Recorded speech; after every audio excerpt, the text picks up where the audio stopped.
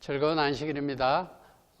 돌아오는 금요일 8월 7일 금요일 저녁 예배는 전화 연결로 하겠습니다. 그래서 7시 반에 전화가 가면 그 전화를 받으시고 그래서 같이 함께 인사도 나누고 말씀을 같이 연구하는 그런 시간을 갖도록 하겠습니다. 이 시간에 찬미 부르시겠습니다. 418장입니다. 418장입니다.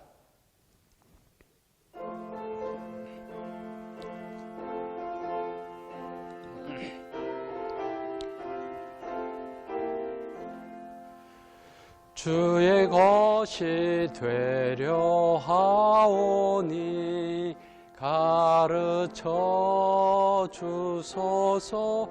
주의 뜻을 행기 원하니 도와주소서. 온전히 주의 것이 되고자 온전히 내가 약속합니다. 세상 쾌락 부귀명예는 정함이 없으니 법의 예수 얻기 위하여 버릴 맘이네. 온전히 주의 것이 되고자 온전히 내가 약속합니다. 꿈결 같은 세상 영화를 모두 다 버려도 예수 나와 함께 계시면 안위 됩니다. 온전히 주의 것이 되고자 온전히 내가 약속합니다. 이 시간에 신실하게 진실하게 부르시겠습니다.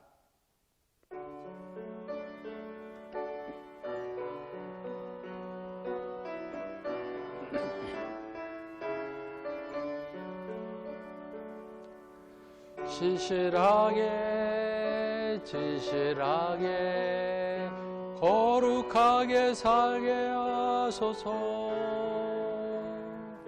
신실하게 진실하게 거룩하게 살게 하소서. 하나님 나의 기도 주소서. 하나님 나의 영혼 새롭게 하소서.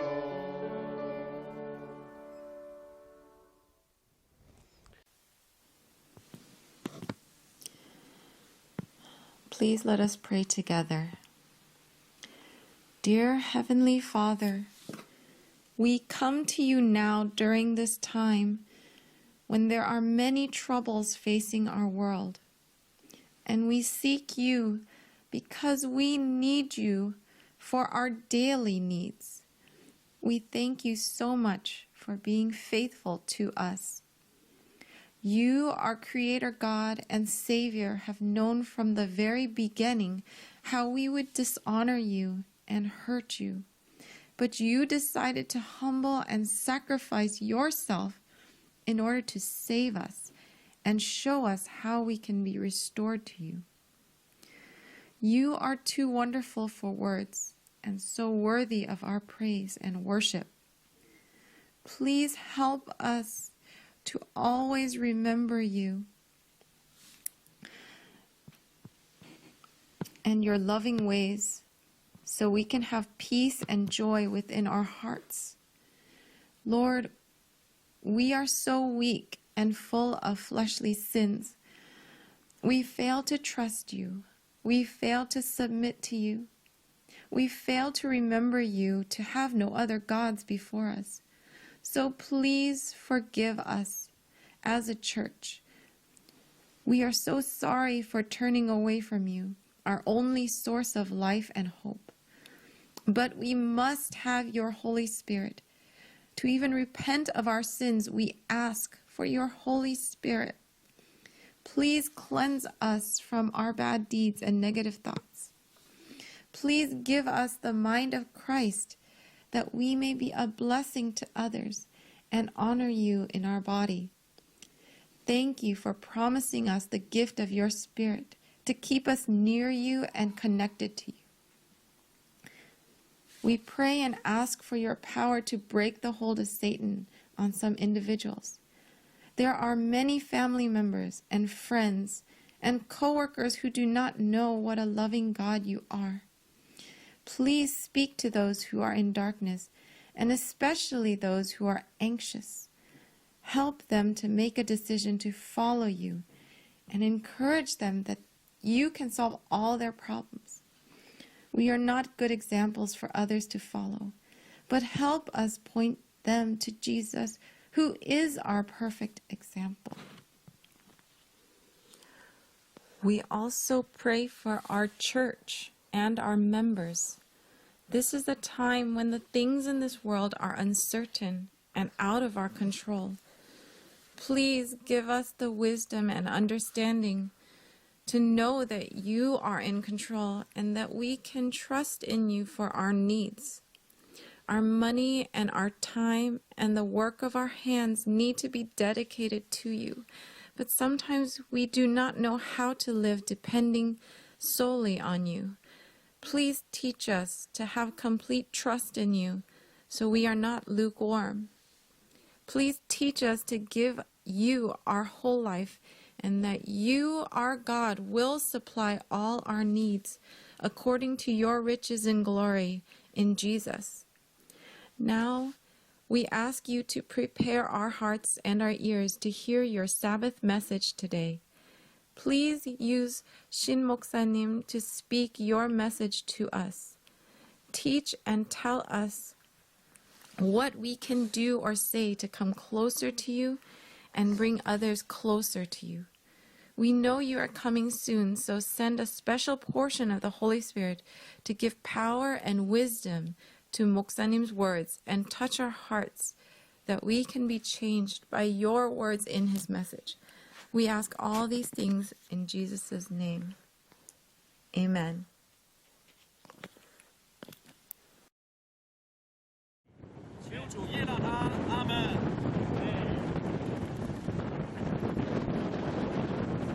生命的灵给你施洗。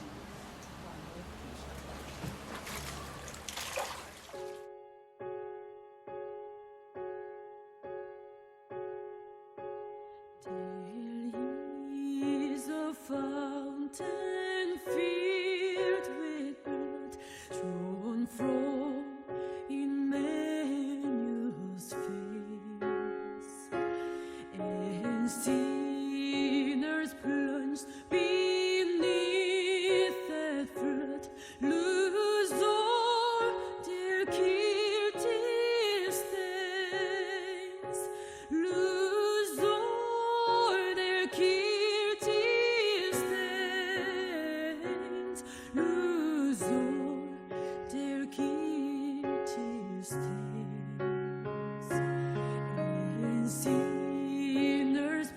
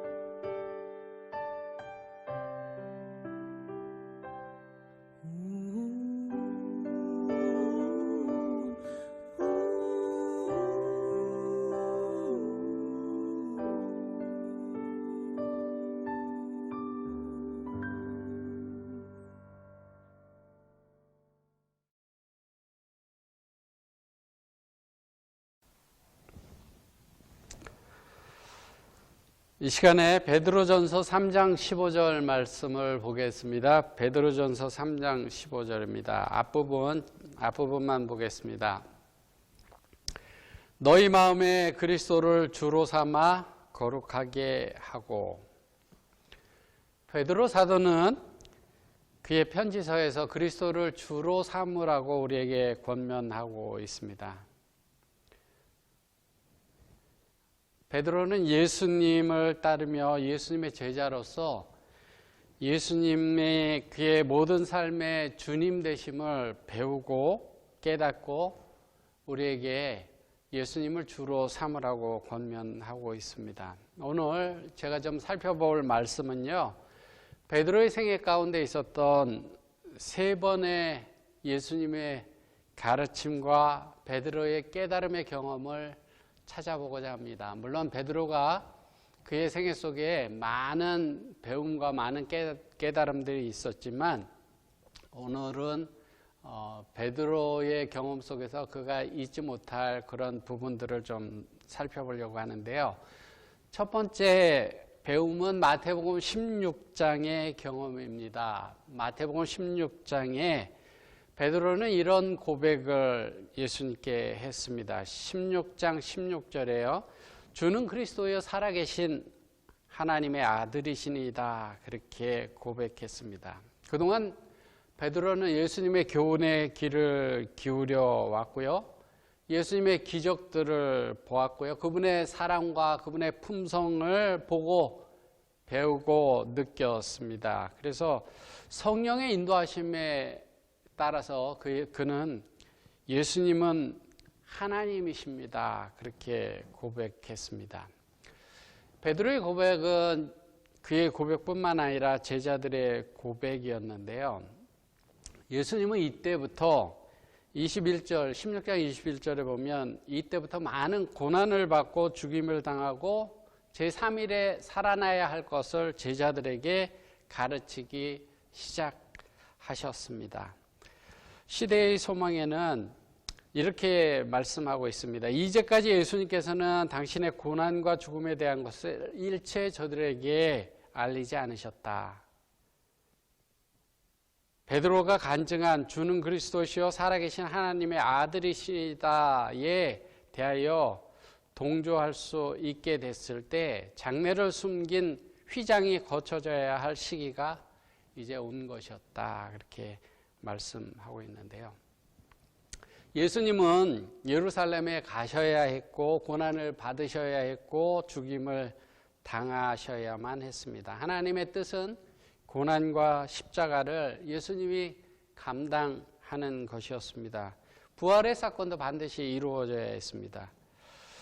지금 주님께서는 제자들에게 그들의 삶 속에 찾아올 가장 큰 실망을 그들의 마음에 준비시키기 시작했습니다. 그렇지만 제자들은 그것을 받아들이지 못했습니다. 제자들은 기대가 컸죠.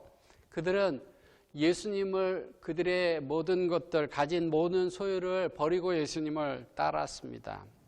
그들은 승리를 기대했고 왕관을 기대했고 그들의 높은 지위를 기대했지만 주님은 승리 대신 패배를, 왕관 대신 가시면류관을, 왕자 대신 십자가를, 그리고 죽음을 그렇게 말씀하고 계신 것이었습니다. 베드로는 방금 전에 예수님을 주라고 고백했지만 이렇게 말씀드리고 있습니다. 22절 말씀을 같이 보겠습니다. 마태복음 16장 22절입니다. 베드로가 예수를 붙들고 간하여 가로되 주여 그리 마옵소서 이 일이 결코 주에게 미치지 아니하리이다. 베드로는 예수님에게 주님 그렇게 하지 마십시오. 그렇게 이야기를 했습니다. 예수님은 장래를 향한 계획을 제자들에게 알리셨고 그것을 대신할 계획을 베드로는 발표한 셈입니다. 우리가 주님이라고 부를 때는요, 안 됩니다 이렇게 이야기할 수 없어요. 우리가 주님이라고 이야기하면 그 주님이 하시는 모든 말씀에 우리가 예를 해야 되죠. 반대하는 것은 일관성이 없는 것이고, 주님 아니요, 이 단어는 같이 쓸 수 있는 단어가 아닙니다. 만약에 우리가 아니요라고 말한다고 한다면 주님이 나의 주님이 되지 못하는 것이죠. 우리가 주님이라고 말한다면 우리는 그 주님에게 아니요 이렇게 이야기를 할 수 없는 것입니다. 우리가 예수님을 주님으로 삼는다면 우리의 유일한 대답은 예입니다. 고린도후서 1장 18절에서 20절 사이에 보면요. 제가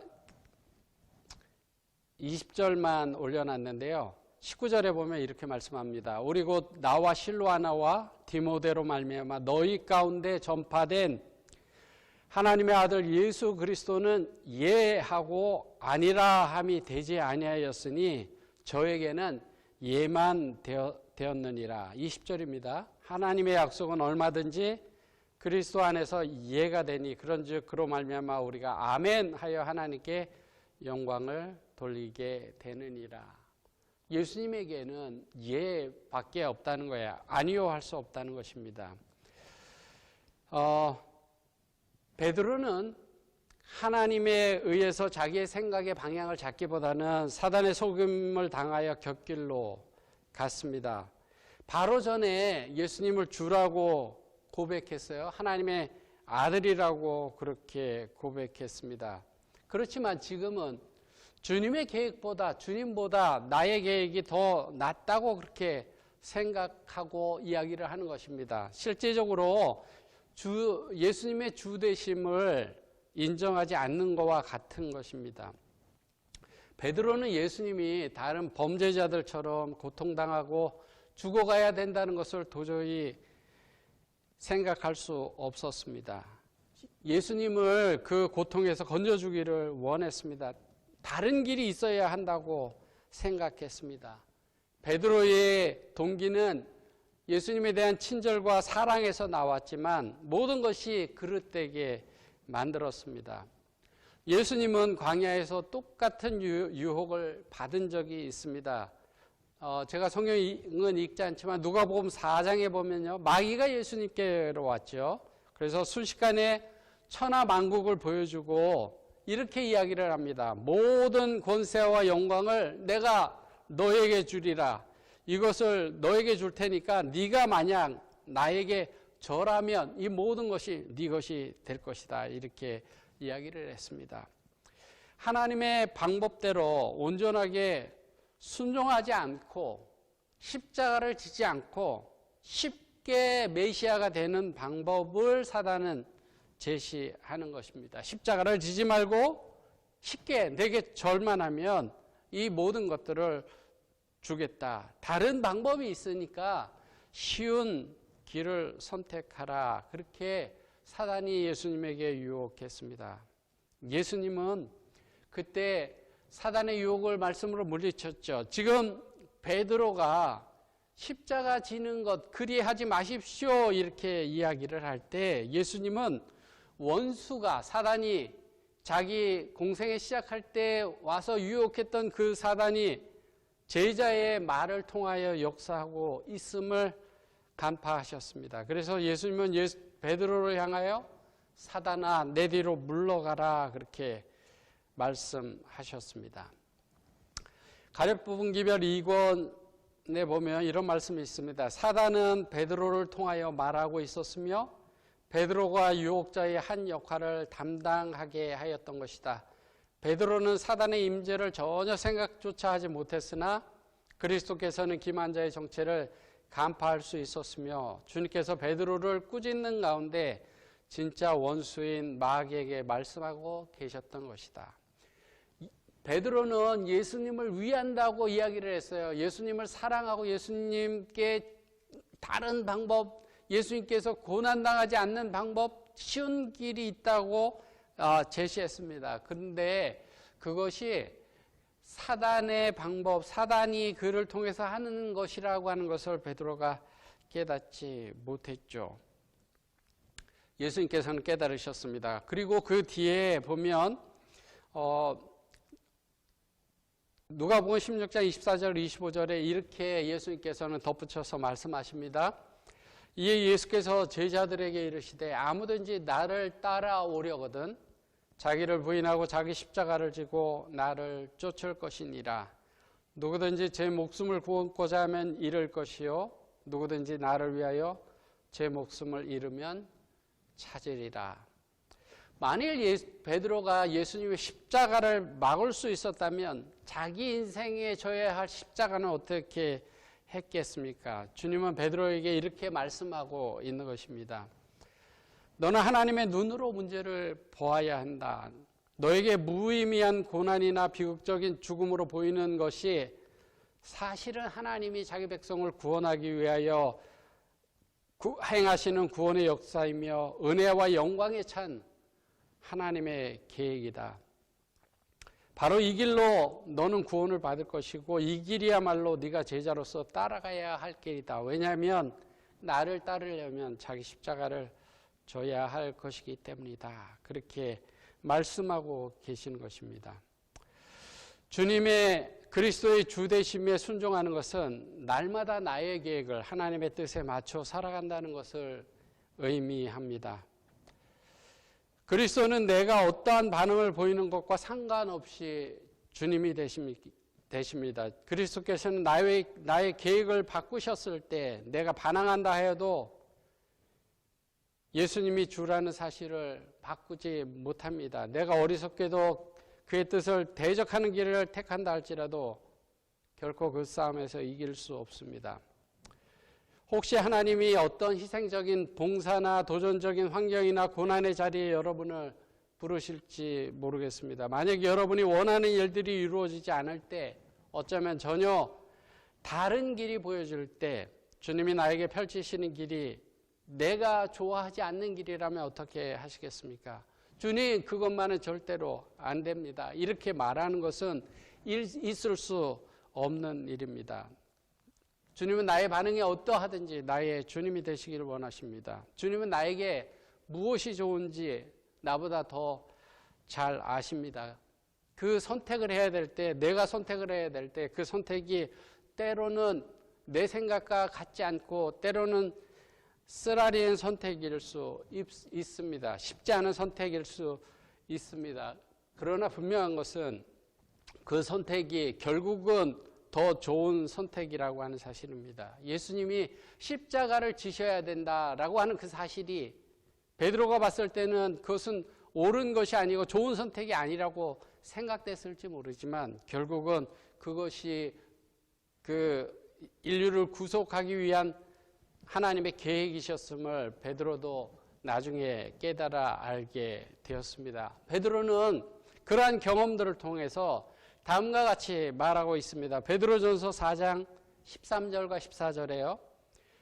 오직 너희가 그리스도의 고난에 참여하는 것으로 즐거워하라. 이는 그의 영광을 나타내실 때 너희로 즐거워하고 기뻐하게 하려 함이라. 너희가 그리스도의 이름으로 욕을 받으면 복 있는 자로다. 고난에 참여하는 것으로 인하여 즐거워하라. 베드로는 고난을 피하기를 원했죠. 예수님께서 고난을 당하시는 길을 걸어가시겠다고 말씀하실 때 주님 그래서는 안 됩니다 하고 막았던 베드로입니다. 하지만 그가 그의 삶을 정리하면서 편지를 쓸 때 그리스도의 고난에 참여하는 것을 즐거워하라 그렇게 고백하고 있습니다. 그리스도께서는 나의 계획을 변경하실 때도 나의 주님이 되십니다. 나의 생각과 다를 때도 주님은 나의 주님이 되십니다. 두 번째로 베드로의 경험 가운데 예수님께서 가르치신 그 두 번째 이야기는 제가 좀 찾아보고 싶은 것은 요한복음 13장 6절에서 9절에 나오는 유월절 때 다락방에 있었던 사건을 좀 살펴보기를 원합니다. 주님은 나의 교만을 부수실 때도 나의 주님이 되십니다. 6절에 보면 13장 6절에 보면 주여 주께서 내 발을 씻기시나이까 베드로가 그렇게 이야기를 했습니다. 베드로가 옳다고 생각하는 것은 예수님이 내 발을 씻기는 것, 그것은 옳은 일이 아니라고 생각하는 거예요. 예수님께서 제자의 발을 씻기지 않는 것이 옳다고 그렇게 생각하는 것입니다. 베드로는 이렇게 생각합니다. 영광의 왕께서, 영광의 주께서 몸을 굽히고 나 같은 제자의 발을 씻기는 것은 옳은 일이 아니야. 이것은 뭔가 잘못된 일이야, 틀린 일이야, 이렇게 생각했어요. 우리가 만약에 그 자리에 있었다면 베드로와 같이 생각하지 않았을까요? 주님, 내가 모든 것을 맡기고 따라가는 주님, 하나님의 아들이신 그리스도, 그분이 나의 더러운 발을 씻기신다고 했을 때 우리도 베드로처럼 이것은 잘못된 일이야, 이것은 아니야, 이렇게 생각하지 않았을까요? 그때 예수님은 베드로에게 이렇게 대답하셨습니다. 7절에요. 예수께서 대답하여 가라사대 나의 하는 것을 내가 이제는 알지 못하나 이후에는 알리라. 예수님은 부드럽게 말씀하셨습니다. 지금 네가 알지 못하지만 나중에는 알게 될 것이다. 너와 나와의 관계를 이루는 데 있어서 네가 이해하지 못한다 할지라도, 지금 네가 이해하지 못한다 할지라도 반항하고 반대하지 말고 순종하라. 네가 만약에 반항한다면 너의 판단이 나의 계획과 나의 뜻보다 더 낫다고 여기는 것이다. 네가 지금은 이해하지 못하지만 네가 순종한다면 때가 되면 그 의미를 알게 될 것이다. 그렇게 예수님이 베드로에게 이야기를 하는 것입니다. 많은 그리스도인들은 예수님이 행하시는 일, 자기 백성들에게 행하는 일들을 잘 알지 못합니다. 우리의 삶 속에서도 이해하지 못하는 일들이 일어나죠. 왜 건강을 잃어버리게 됐을까? 왜 관계가 깨어지게 되었는가? 나는 노력했는데 왜 안 되는가? 왜 힘든 일들이 내게 일어나는가? 이해되지 않는 그런 일들이 많이 있습니다. 그러나 예수님이 나의 주님이 되신다면 지금 내가 이해하지 못하는 이 모든 상황 속에서도 예수님이 섭리하고 계시다라고 하는 사실입니다. 만약 우리가 주님의 지혜와 사랑을 믿는다면 우리가 예수님이 어떻게 행하실지를 아는 어떠한 실마리도 없다 할지라도 주님이 나의 주님 되심을 믿고 주께서 나에게 가장 적절한 것을 하실 것임을 하고 계신다라는 것을 믿고 맡기게 될 것입니다. 베드로는 여기서 예수님께 자신의 생각을 이렇게 이야기를 합니다. 13장 8절에요. 베드로가 가로되 내 발을 절대로 씻기지 못하시리이다. 주님, 안 됩니다. 내 발을 주님이 씻으실 수 없습니다. 먼저 번에 찾아봤을 때 예수님께서 십자가를 말씀하셨을 때, 죽음을 말씀하셨을 때 베드로가 주님 안 됩니다. 그렇게 이야기를 했던 것처럼 여기서 또 이야기를 합니다. 주님 안 됩니다. 내 발을 씻으실 수 없습니다. 베드로가 이 말을 할 때는 진짜 그렇게 하려고 했던 것이에요. 표면적으로 볼 때 아주 바른 행동처럼 보여지지요. 참된 겸손의 모습처럼 그렇게 보여집니다. 베드로는 하나님의 아들께서 종의 일을 행하시는 것을 참아 볼 수 없었습니다. 그의 영혼이 이 굴욕에 대해서 분기하였다고 시대성왕에 이야기를 하는데요. 그는 그리스도께서 이 일을 위하여 오신 것을 깨닫지 못하였다. 그렇게 설명합니다. 예수님께서 이 일을 행하기 위하여 오신 것을 깨닫지 못하고 그 일에 대해서 분했다. 그렇게 말씀하고 있습니다. 예수님께서는 13장 8절 뒷부분에 그렇게 말씀하셨죠. 예수께서 대답하시되 내가 너를 씻기지 아니하면 네가 나와 상관이 없느니라. 그렇게 말씀하셨습니다. 예수님은 네가 이해하든 이해하지 못하든 너의 인생에서 필요한 일을 행하시도록 하지 못하게 한다면 네가 실제로 나와 상관이 없다. 너는 나의 제자가 아니다. 나와 상관없는 사람이다. 그렇게 말씀합니다.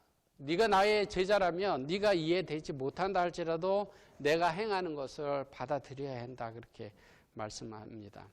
순종이라고 하는 것, 하나님의 말씀에 그냥 순종하는 것, 그것은 그리스도인에게서 정말 필요한 덕목입니다.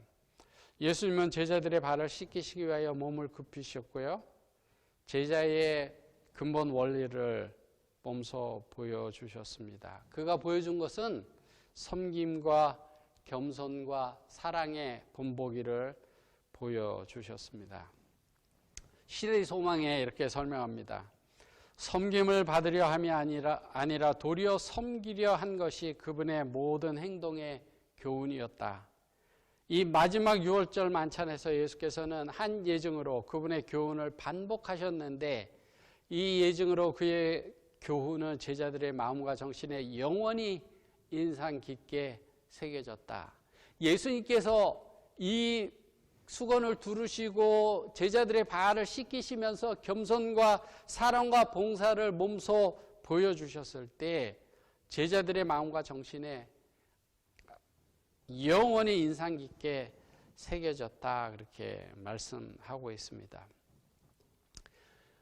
베드로가 이렇게 이야기를 하죠. 주님 발뿐만 아니라 손과 머리도 씻겨주십시오. 우리도 가끔 비슷한데요. 우리가 알지 못하고서 다 아는 것처럼 더 나가는 경우가 있어요. 베드로는 더 나가고 있죠. 예수님께서 이렇게 말씀하셨습니다. 14절 15절인데요. 내가 주와 또는 선생이 되어 너희 발을 씻겼으니 너희도 서로 발을 씻기는 것이 옳으니라. 내가 너희에게 행한 것 같이 너희도 행하게 하려 하여 본을 보였노라. 17절입니다. 너희가 이것을 알고 행하면 복이 있으리라. 십자가의 길, 자기의 십자가를 지는 것이 신앙생활의 필수적인 것이지만 그와 마찬가지로 겸손한 봉사, 그것도 필요한 것입니다. 겸손은 하나님의 크신 사랑을 철저히 의식하는 중에 자라나는 능동적인 원칙이고요.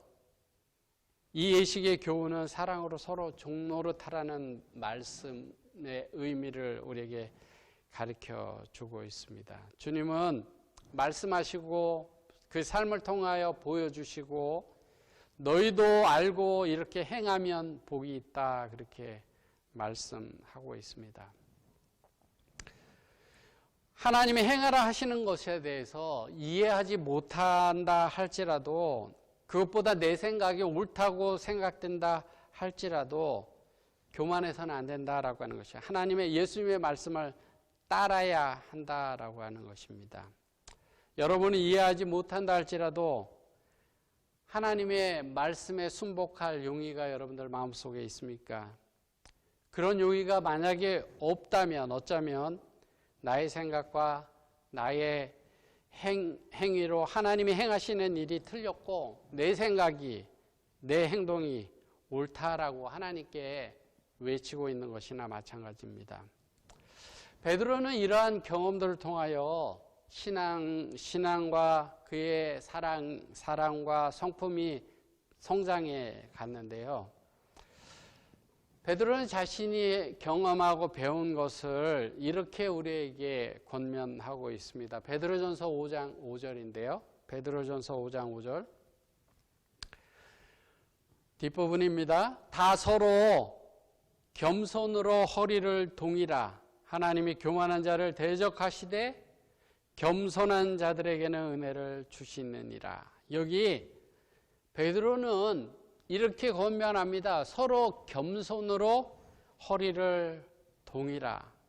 허리를 동이라라고 하는 단어를 썼는데요. 이 말은 요한복음 13장 4절에 예수님께서 그 유월절 만찬 때 허리에 수건을 동이시고 제자들의 발을 닦아주시는 거기에서 나온 생각이에요. 베드로는 마음속에 그 광경을 떠올리면서 이 모든 것을 기억하고 그렇게 이야기를 하는 것입니다. 허리에 겸손으로 허리를 동이라. 예수님께서 겸손을 가르쳐 주실 때 수건으로 허리를 동이시고 제자들의 발을 씻기시던 그 모습이 영원토록 인상 깊게 남아져 있기 때문에 우리에게 그렇게 권면하고 있는 것입니다. 내 생각이 옳다고 생각될 때 말씀이 내 생각을 지지하지 않는다면 우리는 말씀을 따라야 합니다. 겸손은 실천되어야 합니다. 세 번째 베드로의 배움에 대해서 좀 살펴보겠는데요. 사도행전 10장에 보면 9절부터 보면 이런 말씀이 있습니다. 베드로가 기도하려고 지붕에 올라갔다고 6시경에 그러니까 점심때쯤 돼서 기도하러 지붕에 올라갔다 그렇게 말씀합니다. 베드로는 요바에 있는 피장 시몬의 집 지붕 위에서 기도를 드리고 있었습니다. 이때는 예수님이 벌써 십자가에 달려 돌아가셨고요. 부활하셨고 오순절 그 성령의 부흥의 그 역사도 이미 지나간 그런 시간이었습니다. 베드로는 성령 충만함을 입었고 수천 명의 사람들을 하나님께로 인도하는 데 쓰임을 받은 귀한 사도였습니다. 그 초대교회 당시에 베드로는 아주 큰 지도자였죠. 성경 말씀 보겠습니다. 사도행전 10장 10절로 13절입니다. 거기 보면 이런 말씀이 있어요. 하늘이 열리고 그릇이 내려오는데 거기 보니까 큰 보자기 같은 게 있고 거기에 그 네 발 가진 짐승과 기는 것과 공중에 나는 것들이 있는데 베드로가 보니까 부정한 거예요. 그런데 거기에 말씀이 있기를 베드로야 이것을 일어나서 잡아먹으라 그렇게 말씀했습니다. 베드로는 환상을 보았고 그 음성 속에 그것을 잡아먹으라라는 음성을 들었는데요. 그가 본 짐승들은 부정한 짐승들이에요. 베드로는 그것을 평생 동안 한 번도 먹어본 경험이 없고 먹는다는 것은 생각할 수도 없는 일이었습니다. 그의 삶 속에 한 번도 일어난 일이 아니에요. 해서는 안 되는 일이라고 생각하고 있는 거예요. 그런데 베드로에게 음성이 들리기를 그 짐승을 잡아먹으라 그렇게 말씀하셨습니다. 함께 보겠습니다. 사도행전 10장 14절 베드로는 이렇게 대답합니다. 베드로가 가로되 주여 그럴 수 없나이다. 속되고 깨끗지 아니한 물건을 내가 언제든지 먹지 아니하였삼나이다. 베드로가 여기서 뭐라고 이야기를 해요? 주님 안 됩니다. 주님 그럴 수 없습니다. 주님 못합니다. 베드로는 다시 한번 주님 못합니다. 안 됩니다. 이렇게 이야기를 합니다. 베드로가 얼마나 더 성장해야 할까요? 벌써 오순절이 지나갔고 성령의 충만함을 입어서 많은 사람들 앞에서 그렇게 힘있게 말씀을 전도하던 지도자요 사도인 자타가 공인하는 예수님의 수제자인데 베드로는 아직도 주님이 자기의 모든 생각과 삶의 주인 되심을 배우고 있습니다. 아직도 주님 안 됩니다. 내 생각에는 그게 아닙니다. 내 경험에는 그게 아닙니다. 그렇게 이야기를 하고 있습니다. 사도행전 10장의 이 사건은 우리에게 많은 위로를 주는데요. 우리 자신을 바라보면 우리는 아직도 온전하지 못하고 여전히 배우고 방향을 바꾸면서 살아가는 존재잖아요. 우리가 이게 옳다고 생각하고 가다가 보면 그릇된 길에 들어서서 돌이키고 그렇게 찾아가는 존재들 아닙니까? 오늘도 내 스스로 나에게 실망을 준다 해도 아직도 내가 배우려고 한다면 예수님이 부활하신 후에도 여전히 인내하면서 자신의 제자를 가르치셨던 것처럼 오늘 우리를 가르치시기를 원하신다. 내가 돌이키기를 원한다면, 배우기를 원한다면 하나님께서 나를 아직도 그릇된 길에서 돌이키시고 깨우쳐 주시기를 원하신다라고 하는 사실을 기억할 때 다시 일어날 힘을 얻죠. 이 사도행전 10장에 나와 있는 베드로를 다시 가르치시는 그 예수님을 바라보게 될 때 그렇습니다. 주님은 우리 생애 속에 새로운 면, 그 모든 면의 주인 되시기를 원하십니다. 우리의 선입견과 과거의 고정관념과 과거의 경험들, 그런 모든 것들을 깨트리시기를 원하십니다. 우리는 그것이 옳다고 생각하고 붙들고 있죠. 우리는 이런 생각을 할지 몰라요. 어쩌면 다른 사람에게 복음을 전하는 것은 너무 힘든 일입니다. 요즘은 잘 안 되는 일입니다. 안 된다는 고정관념이 있을지 모릅니다. 그것이 이전에 우리의 경험이었을지 몰라요. 내가 그렇게 해봤는데 안 되던데요. 그런 생각을 가지고 있을지 모릅니다. 베드로가 3번이나 예수님을 부인했던 것처럼 그의 삶의 중요한 순간에 3번 주님께 주님 안 됩니다. 그 일은 일어나서는 안 되는 일입니다. 그 일은 못합니다. 그렇게 이야기를 했습니다.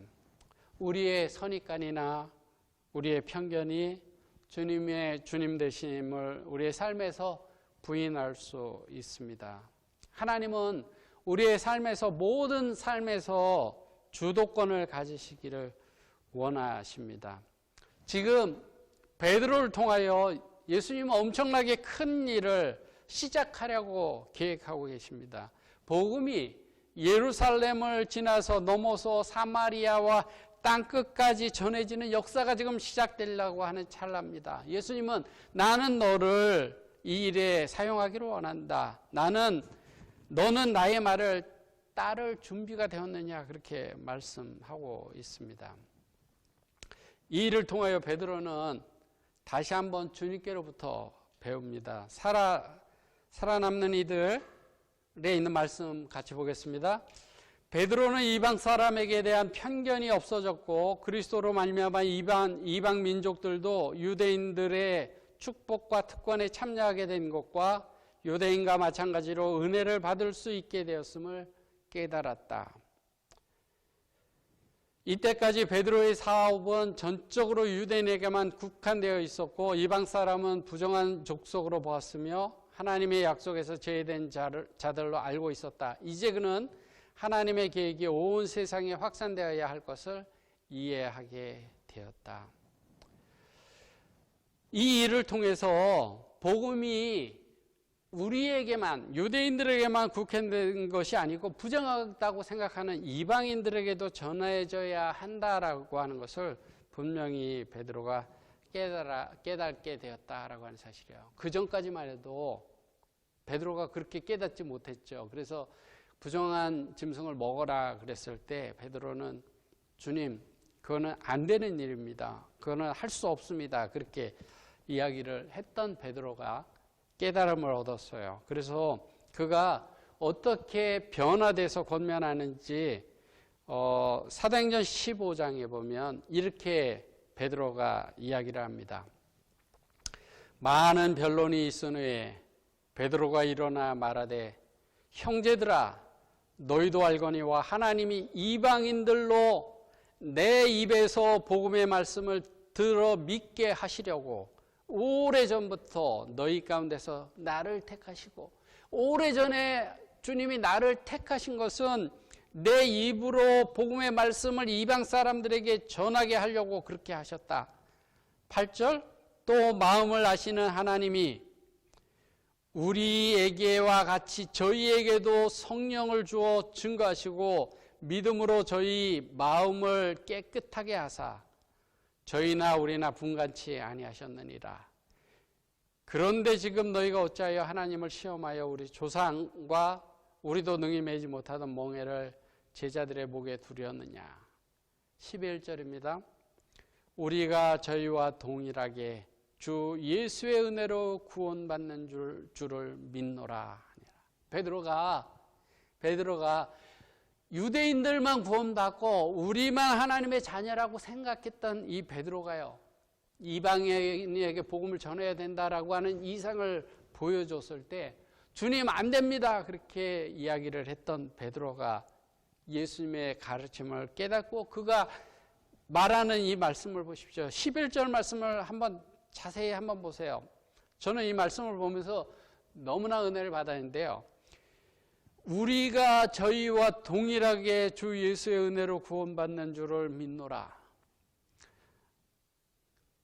이렇게 써야 맞을 것 같아요. 저희가 우리와 동일하게 주 예수의 은혜로 구원받는 줄을 믿노라. 이렇게 써야지 맞는 것 같은데요. 우리가 저희와 동일하게. 저희는 이미 그렇게 은혜로 구원받는 거고 우리가 저희와 동일하게 그렇게 되는 걸 베드로가 어떻게 이렇게 말할 수 있었을까? 저는 이 말씀을 보면서 베드로가 정말 변화되었구나 하는 것들을 느끼게 됩니다. 우리의 경우는 어떻습니까? 하나님께서 우리를 사용하시도록 하나님께 맡기셨습니까? 주님이 우리의 길을 막으실 때, 우리의 교만을 부수실 때, 우리의 편견을 깨트리실 때 예수님이 그때에도 나의 주님 되심을 다시 깊이 생각하고 순종할 때라고 하는 사실을 우리가 기억해야 합니다. 주님 우리에게 말씀하십니다. 아무리 어렵더라도, 아무리 너의 생각이 옳다 생각된다 하더라도, 아무리 힘든 것이라 하더라도 나의 말에 순종하겠느냐, 나를 따르겠느냐. 예수님은 우리에게 그렇게 물어보십니다. 어떻게 대답하시겠습니까? 베드로처럼 주님 안 됩니다.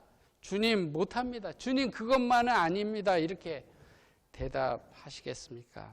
베드로는 그의 삶의 그 모든 것들을 배우고 우리에게 권면합니다. 처음에 읽었죠? 베드로전서 3장 15절에 너희 마음에 그리스도를 주로 삼아 거룩하게 하라. 너희 마음에 그리스도를 주로 삼으라. 예수님을 주인으로 삼으라. 예수님을 주인으로 삼으면 그분의 말씀하신 대로 행하는 거예요. 내 생각하고 다르다 할지라도 순종하는 것입니다.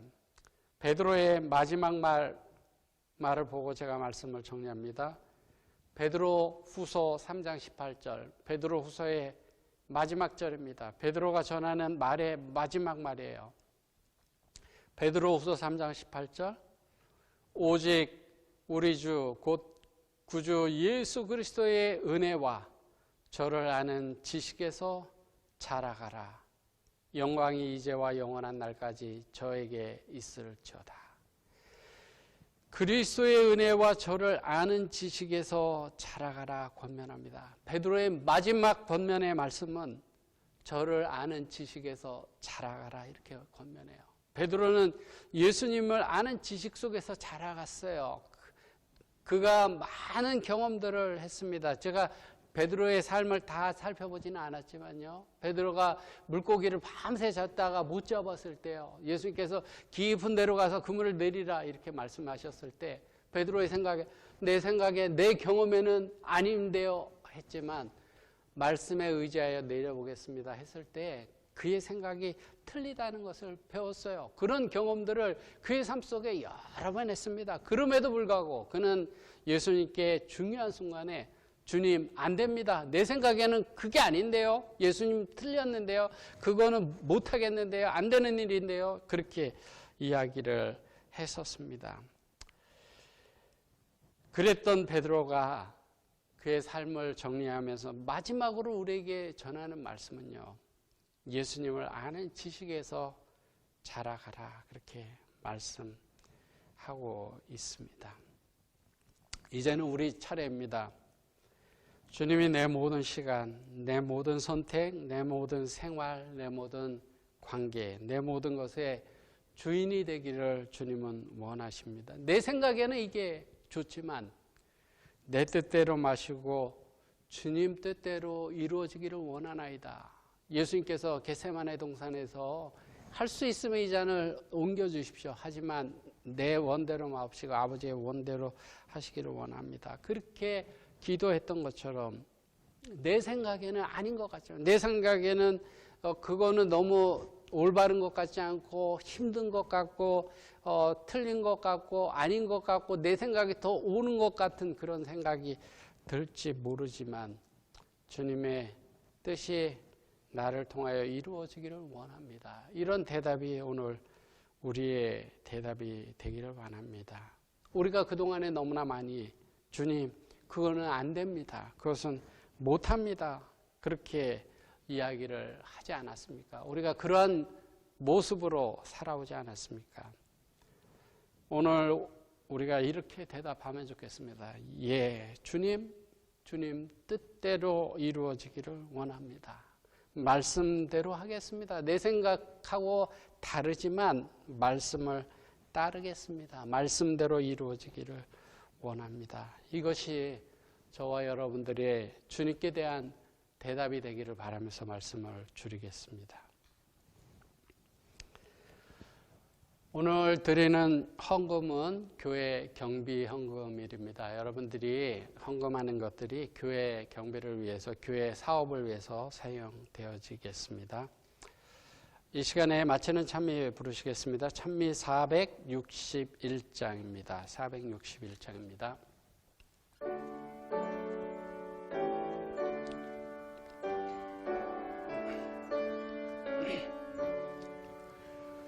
오직 주만 높임을 받으시고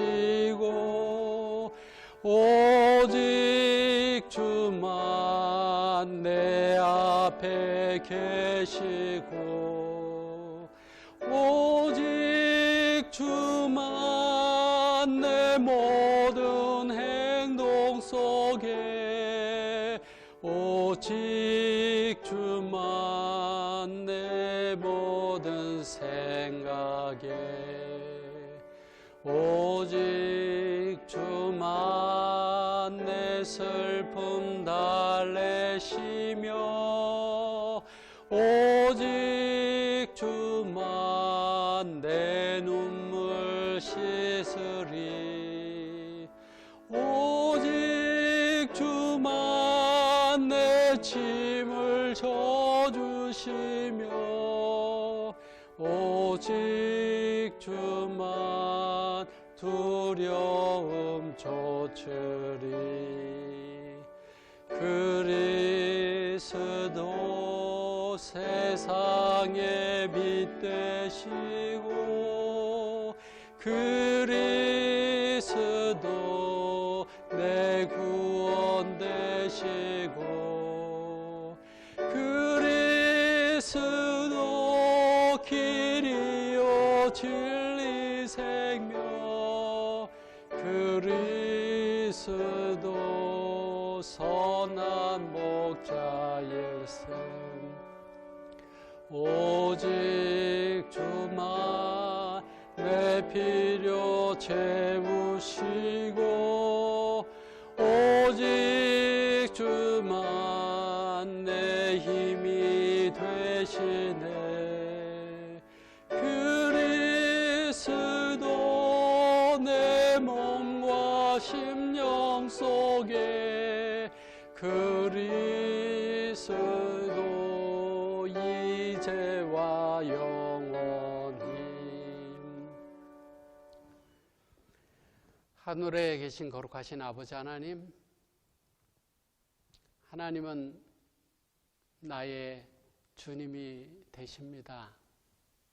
나의 생각과 나의 뜻과 나의 모든 것들 하나님의 계획 속에 내려놓기를 원하고 하나님의 뜻대로 이루어지기를 원합니다.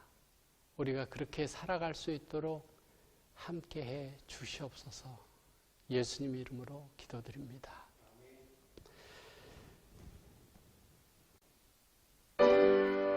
내 주님 오시리 확실히 오시리 내가 공중에서 주를 만나겠네